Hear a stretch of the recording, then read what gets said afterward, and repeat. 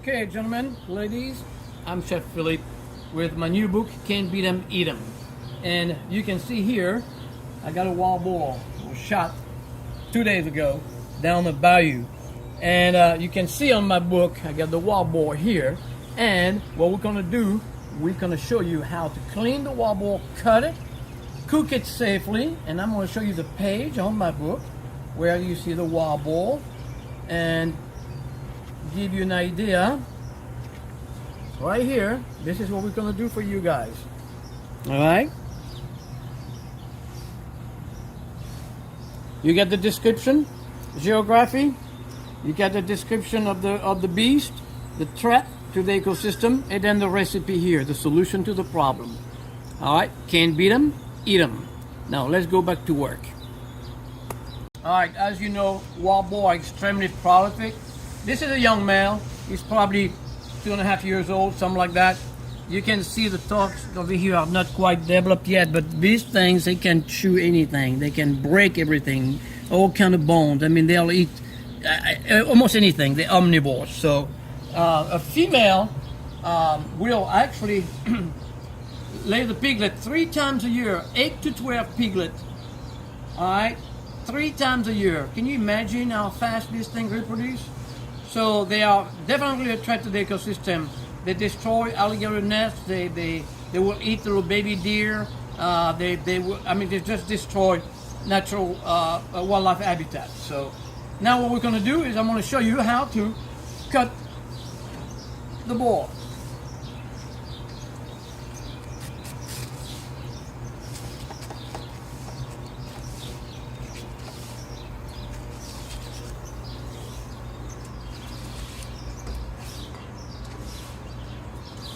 Easy. See the winter coat? You see all the hair? During the winters, that's what they use.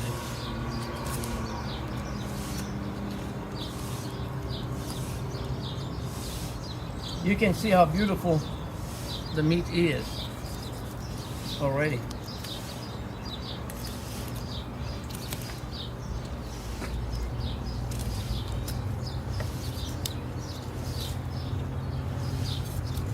Not my first rodeo.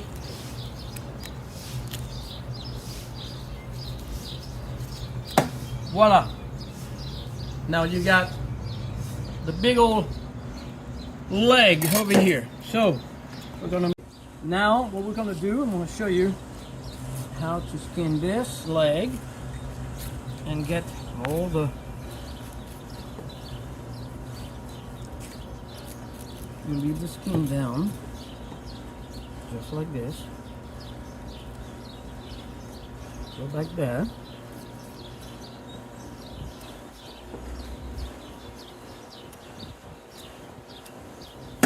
Perfect. Now, what we're going to do, we're going to cut the meat right here. Get all the major muscle out.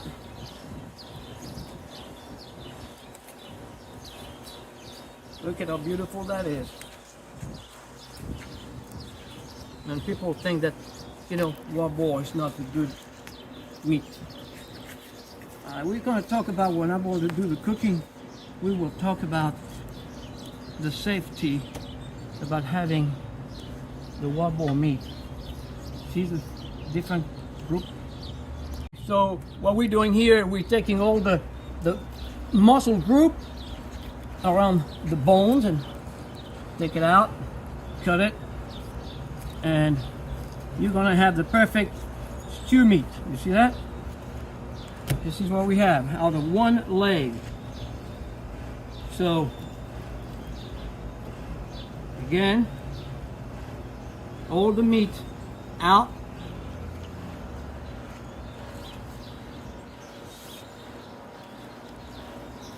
That's it.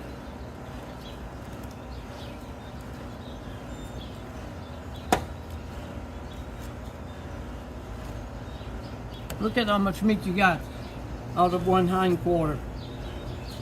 All right, and now the finale.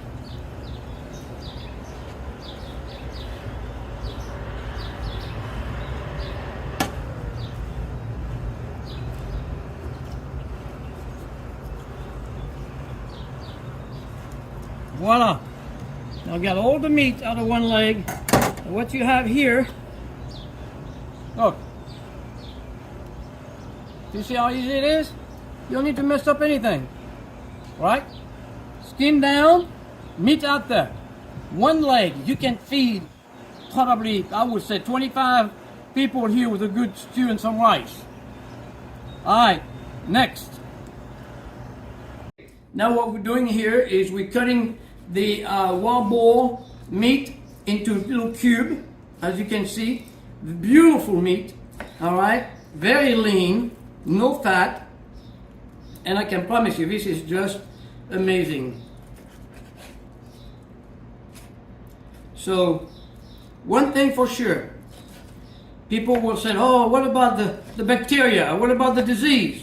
Well, I got to tell you, it's a matter of knowing how to cook it, all right? And I'm going to show you that when you cook these properly, you don't have to worry about bacteria content. They would be all dead by the time I'm done.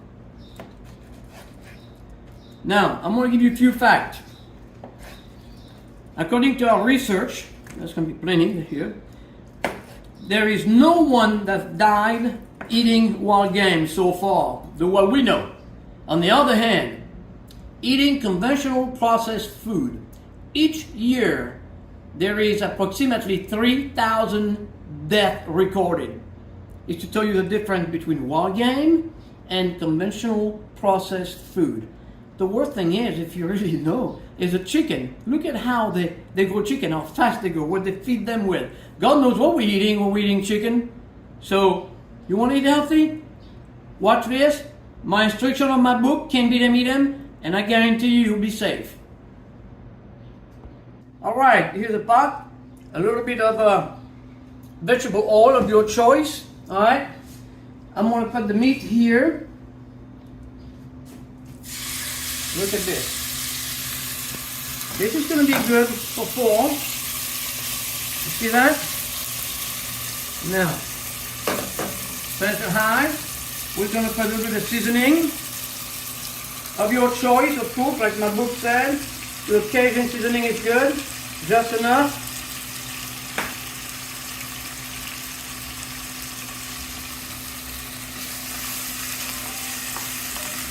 I'll show you how beautiful this is going to turn out to be.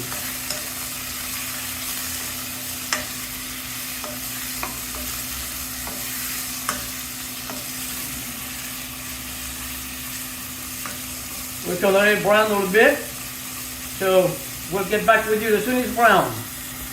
Okay, so now what I'm going to do here is put a pinch of garlic into this. You see how brown that is? Then what I'm going to do now, so you can smell it, it's that beautiful. That stuff gets some good color. Alright. 1 tablespoon of brown sugar. We're going to caramelize this. It's going to be like a sweet little dish. Goes well with wild boar. So far, it's looking pretty good, huh? See that? Now, what we have to do is I'm going to sprinkle a little bit of flour like this, not too much. You see that, like that? Now, this is how you make a roux real, you know, it's somewhat a quick roux.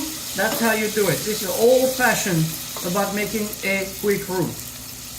So it will thicken, get the sauce nice and ready to go. So now this is ready.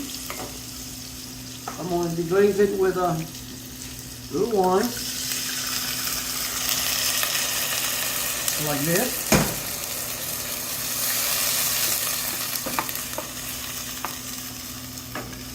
Alright.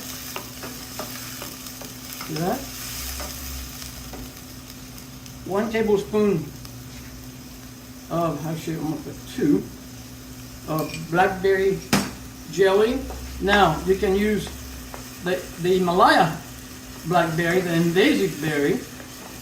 Now, so it's not a good time of year to have them, but I'll encourage you to do that. And you can see already the sauce. Ready the fire.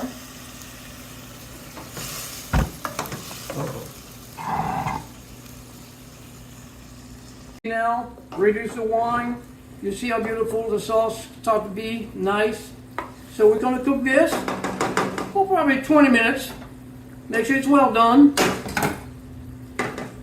And if you cook it right, 212, 220 Fahrenheit, it will kill all the bacteria, so you can eat this very safely, okay? We'll talk about that when it'll be ready to serve, okay? So let's cook it for 20 minutes. Now what we have to do is to dress up our stew over rice, steamed rice, specially done by my friend David Rosto. All right, so you see now you put that.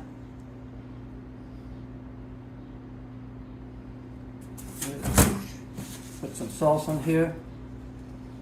You see the flour on the sauce, what happened? Let's make it really nice.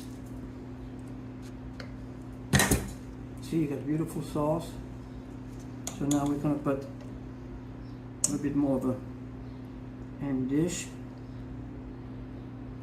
And then what I'm gonna do is I'm gonna garnish it with a couple of berries, like this, 2 or 3 like this.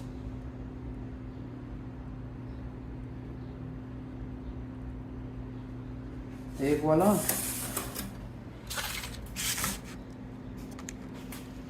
From the beast to the dish.